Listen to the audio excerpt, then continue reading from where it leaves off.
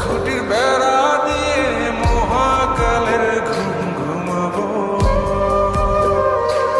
আমি মাটির একান ঘর বানাবো, খেজুর পাতার ছাউনি দিব, বাঁশের খুঁটির বেড়া